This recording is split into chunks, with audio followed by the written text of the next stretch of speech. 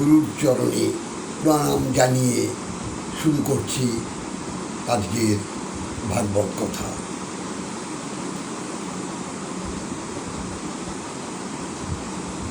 আমরা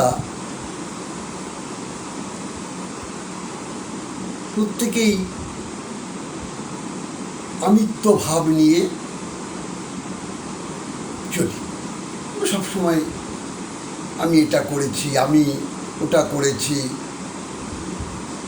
আমার বাড়ি, আমার গাড়ি, সব আমার। তাই আমার আমিত্ব নিয়ে কখনো কৃষ্ণ ভজন হয় না। যারা কৃষ্ণ ভজন করে, প্রকৃত কৃষ্ণ ভজন যারা করছেন, তারা এই আমিত্ব ভাবটাকে বর্জন করে চলুন। কারণ আমি তো আমার নই। আমার এই দেহ, এটা কি আমার?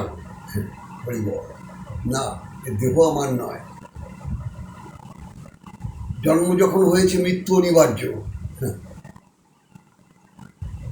কে কবে চলে যাব পৃথিবী ছেড়ে, আমরা কেউ জানি না।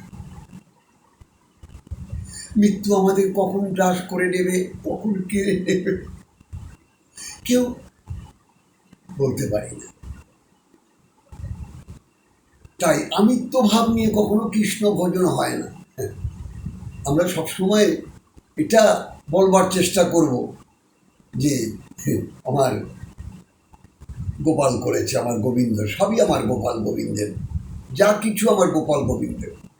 এই ভাবটা যদি থাকে, ঈশ্বরের সমস্ত কিছু যদি সমর্পণ করতে পারি, তার চরণে যদি সব কিছু নিবেদন করতে পারি, তাই আমার এই অহংকার, আমার এই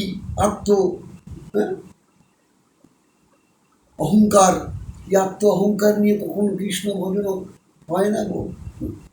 তাই সদা সর্বদা যা কিছু করেছি আমরা ভগবানের কৃপা লাভ করেই, কেননা তার কৃপা ছাড়া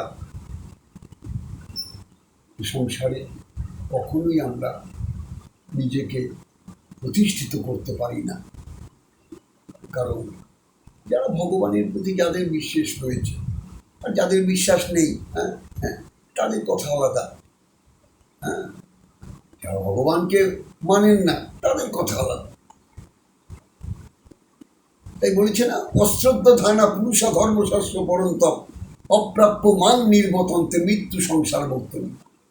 যারা ভগবানকে বিশ্বাস করেন না, ভগবানকে মানেন না, কি অপূর্ব বলেছে। বলছে অশ্রদ্ধ ধানা পুরুষা ধর্মশাস্ত্র পরন্তপ অপ্রাপ্য মান নির্বতন্তে মৃত্যু সংসার বর্তনী। তারা এই মৃত্যুময় সংসারে বারবার যাতায়াত করে। কিছু ক্ষণিকের সুখ ভোগ করে বলে হরি হরি বল চলে যেতে হয়। তাহলে আমার ভগবানকে জানবার যে আকাঙ্ক্ষা, যে আশা, সেটা অপূর্ণ থেকে যায়, পরিপূর্ণ হয় না।